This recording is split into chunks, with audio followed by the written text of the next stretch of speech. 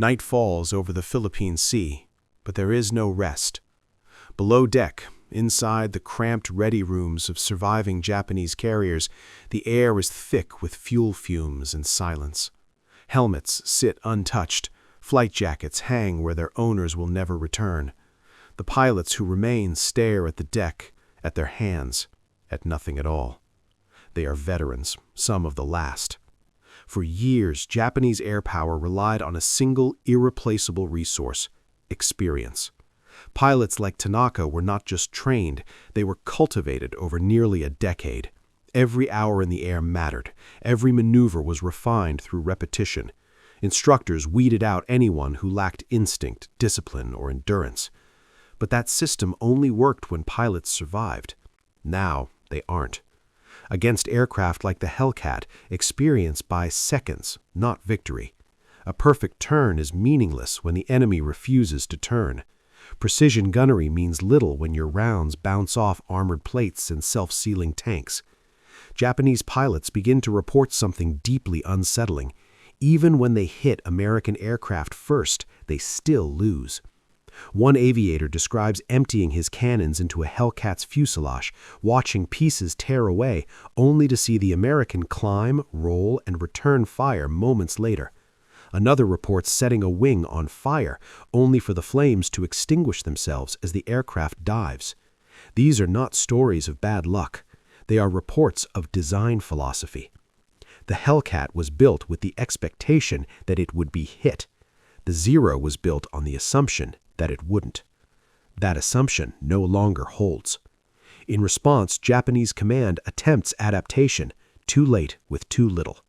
New tactics are issued. Pilots are told to avoid prolonged engagements, to attack bombers only, to disengage early. But the Hellcat doesn't allow disengagement. Its speed in a dive erases distance. Its climb erases escape. Its radios ensure that when one American spots a Zero, 3 more are already moving to intercept. The sky becomes a trap. Meanwhile, back in the United States, Hellcats are rolling off assembly lines faster than Japan can replace fuel tanks. Pilots are trained in months, not years. They are taught survivability first, how to disengage, how to land damaged aircraft, how to fight again tomorrow. Every American pilot who survives becomes better. Every Japanese pilot lost is gone forever. By late 1944, Japanese aviators begin to encounter something even more disturbing than the Hellcat's performance. They encounter confidence.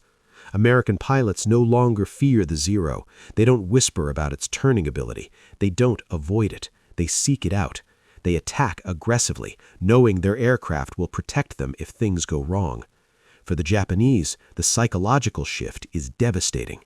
The Zero was more than a plane. It was proof that Japan could outthink, outfly, and outfight larger industrial powers. It was pride made metal. Now it is being hunted. In briefings, officers avoid eye contact. Loss charts climb. Missions are reassigned to younger pilots with fewer hours, fewer instincts, fewer chances. Veterans are spread thin, asked to do the impossible with shrinking resources. Some pilots begin to wonder if survival itself is failure. Others no longer wonder at all. The Hellcat has not merely defeated an aircraft, it has broken a belief. And once that belief is gone, the outcome becomes inevitable. By early 1945, the encounters no longer feel like battles. They feel like inevitability. Over the waters surrounding Okinawa, Japanese aircraft rise to meet American formations out of duty rather than hope. Many are piloted by men who know, before the wheels leave the deck, that they will not return. Fuel is rationed, ammunition is limited. Training flights are memories from another era. And waiting above them, already in position, are the Hellcats. The Americans fly with a calm that borders on routine. Their planes are newer, their radios are clearer, their tactics are drilled into muscle memory. They climb, they dive, they strike, they pull away, again and again, methodical and merciless. Japanese pilots try everything. They attack from the sun, they dive head-on, they attempt coordinated turns. None of it changes the outcome. A Hellcat can take damage and stay in the fight. A Zero cannot. When the shooting starts, the difference becomes brutally clear. American aircraft limp home with holes in their wings and engines coughing smoke. Japanese aircraft simply vanish from the sky. In debriefings, American pilots describe the same thing repeatedly: Japanese planes turning when they should run, climbing when they should dive, fighting as if the rules of the air had not changed. But the rules have changed. Air combat is no longer about the tightest turn or the lightest frame. It is about who can fight twice, who can survive today and return tomorrow, who can lose a plane and replace it without hesitation. In that world, the Hellcat is unstoppable. For the Japanese pilots who first faced it, who pulled every maneuver they knew and still could not escape, the lesson was seared into memory at 20,000 feet. The sky no longer belonged to the best flyer. It belonged to the side that could build, survive, and return. The Zero falls away beneath Tanaka, spinning toward the distant blue of the sea. The Hellcat does not follow it down. Its pilot has already moved on, banking smoothly, climbing back into position, searching for the next target. There is no need to confirm the kill. There never is. Above the Philippine Sea, dozens of similar encounters are unfolding at the same time. For Japanese pilots, the shock is total. Only 2 years earlier, the Mitsubishi A6M0 had been the most feared fighter in the world. It could turn inside anything. It could climb like a leaf carried upward by wind. Veteran pilots, many trained before the war, used it like an extension of their own bodies. Entire Allied squadrons had been wiped out before they ever understood what they were facing. But the Americans had been watching, studying wreckage, interviewing survivors, timing climbs, measuring turn radii, counting seconds in dives. Every strength of the Zero was catalogued, every weakness quietly circled in red. And the answer was not to copy the Zero. The answer was to destroy it. The Grumman F6F Hellcat was never meant to be elegant. It was designed in response, heavy, blunt, brutally practical. Its airframe was built around the engine, not the other way around. Armor plates protected the cockpit. Self-sealing fuel tanks reduced fire. Control surfaces were reinforced to survive high-speed dives that would tear lighter aircraft apart. And, most importantly, it carried 6.5 caliber machine guns, each fed by deep ammunition belts that allowed sustained fire instead of brief, desperate bursts. Where the Zero demanded perfection, the Hellcat tolerated error. Where the Zero punished a single mistake with death, the Hellcat forgave it.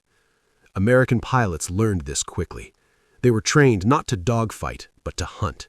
Stay high, dive fast, fire once, pull away, climb again, repeat. The Hellcat's strength was not in individual heroics, but in systems, radar guidance, radio coordination, layered formations. To Japanese pilots raised on one-on-one aerial combat, it felt unnatural and lethal. Back above the sea, a young Japanese ensign, barely 20, tries to turn inside a Hellcat just as his instructors taught him. The maneuver is perfect, the timing flawless. The Hellcat doesn't turn. It dives straight down, vanishing in seconds. The ensign hesitates, confused. Then the Hellcat reappears below him, climbing fast, guns already aligned. There is no warning, no second chance. The Zero disintegrates midair. Across the battle area, American pilots begin to notice something chilling. Japanese aircraft are not breaking away. They are not disengaging when outmatched. They keep turning, keep climbing, keep trying to fight a battle that no longer exists. It isn't bravery, it's doctrine. Doctrine that has not yet caught up with reality. By the end of the day, the results are impossible to ignore. Hundreds of Japanese aircraft are gone.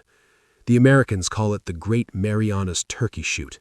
For the men in the air, there is nothing casual about it, but the imbalance is undeniable. The Hellcat alone accounts for the majority of the kills. Japanese survivors return to their carriers shaken, silent. They speak of American planes that refuse to stall, of aircraft that absorb cannon hits and keep flying, of pilots who never turn, never chase, never expose themselves. The Zero, once the symbol of Japanese air supremacy, has become a liability. And for the first time, Japanese commanders begin to understand the deeper problem. It isn't just that the Americans built a better plane, it's that they built enough of them. Hellcats arrive in waves, fresh pilots replacing losses effortlessly. Carriers rotate in and out of combat. Damaged planes are repaired, replaced, relaunched. Meanwhile, Japan's veteran pilots, men like Tanaka, are dying faster than they can be trained. The sky itself has turned against them. What was once an art has become industry.